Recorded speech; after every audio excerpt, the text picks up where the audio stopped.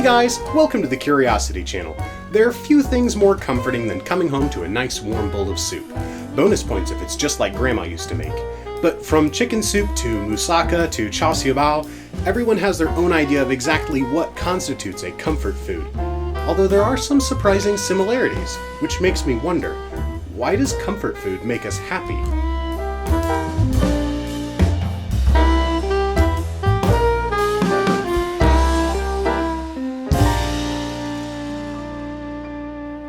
I'm sure we all have warm, fuzzy memories of some special dish from our childhood, or some particular food we like to pick up from the store when we're feeling down. Either way, these comfort foods are notable because our desire to eat them is primarily emotional rather than by some physiological desire for nourishment. Now, there are a variety of reasons why comfort food is so effective at improving our mood, but they all break down into three main categories. Number one, culture. What you would consider comfort food is obviously going to be affected by your diet and cultural context growing up. For an American, the ubiquitous chicken soup might not be something you've ever had before, but even the thought of it is going to be somewhat soothing. However, this American might not have heard of kare kare, and might not find the peanut and beef stew exactly his cup of tea. For many comfort foods, their primary power comes from the social and cultural connotations. For instance, pumpkin pie is a Thanksgiving food. Every time I eat pumpkin pie, I think of Thanksgiving. I remember warm times together with friends and family, and that brings us to our next point. Number two, memory. On top of cultural connotations with comfort foods comes personal connections. When undertaking a study to determine the source of the mood-boosting effect of comfort food, researchers found that easily half of these comfort foods had nothing special to them beyond a shared memory. For example, chicken soup when you were sick, pizza with the team when you won the big game. These experiences of eating are tied with important memories. These experiences have everything that your psyche considers important.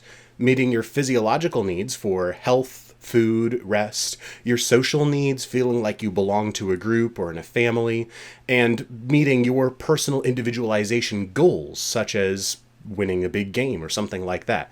These are the things that your psyche lives for, and it's going to remember them forever.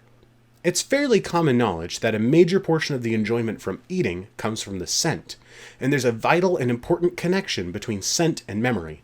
One reason for this is that the portion of your brain that processes smell is the same portion of your brain that processes memory. Another reason for this is that the experience of scent is an experience in response to a specific set of chemicals, rather than a processing of the data that comes in, as would happen with sight or hearing. This makes sense irrevocably connected to the memories formed around them. This chemical connection between the brain and experiences leads us to point 3, chemistry. This is where we can start tracing these suspicious similarities between comfort foods from different backgrounds and cultures. There are some variants in what people would consider comfort food, but they all have a rather similar effect on brain chemistry.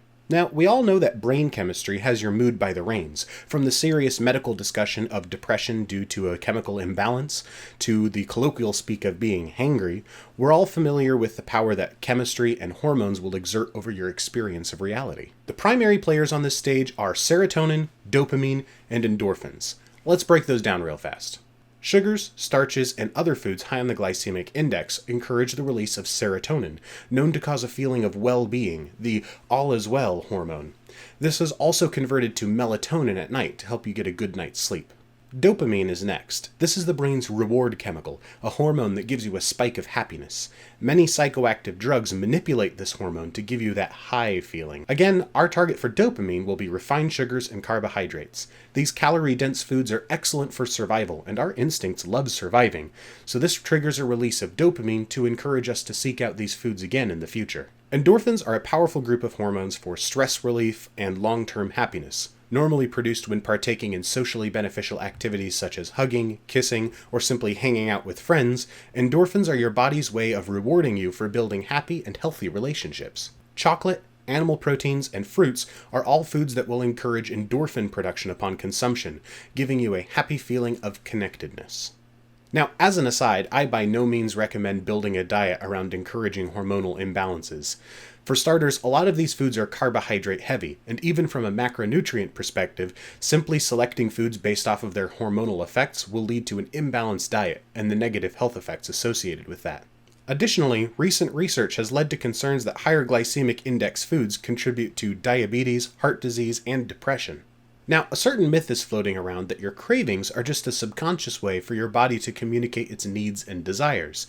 This is no more than a myth, however, and the only cravings that you can really draw any conclusions from are I'm hungry, I need to eat, or I'm thirsty, I need to drink. There is one exception, an experience known as pica, in which you feel a strange desire to eat dirt, rocks, or some other non-food substance. This most likely means that you have an iron or zinc deficiency. Any other cravings are simply that, cravings. They may be a sign of low neurotransmitter release, or it just may be a food you simply feel like eating at the time. Either way, your body and your brain will thank you for informing your diet based off of reason and research, rather than simply succumbing to whatever desires you happen to have at the time. Sorry, I wish it was that easy. So next time you find yourself craving a chicken pot pie or chocolate bar, hopefully you'll have a better understanding of why and what effects it'll have on your brain. For now, get out there, chow down, and stay curious, my friends. Hey guys, hope you liked this video. If you did, go ahead and hit the like button, let me know I'm doing something right. If you had any questions about this video or any suggestions for a later video, go ahead and drop them in the comments section down below. By the way, while I was researching for this video, I came across a ton of information, way too much to fit in one video. So if you'd like to see a comfort food part 2, speak up, make yourself heard. By the way, if you haven't subscribed to the Curiosity channel yet, we've got a nifty little button right here. Click that and it'll keep you up to date with all the latest. Thanks for watching, and I'll see you next time.